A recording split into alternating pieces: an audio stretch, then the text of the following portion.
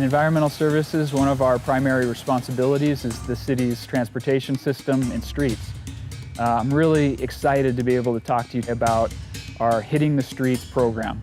The Hitting the Streets program is new, and it's historic for Gresham in that we'll be making the largest investment in the rebuilding of our most deteriorated streets throughout the city that the city has ever seen. We're actually going to be rebuilding about 25% of the city's local streets. These are streets that have been in poor condition for a very long time. So we've heard from citizens and businesses that it's really important that we get out and fix these streets. We now have a program to do it, so it's very exciting. The Hitting the Streets program is going to have huge long-term beneficial impacts throughout every neighborhood in Gresham.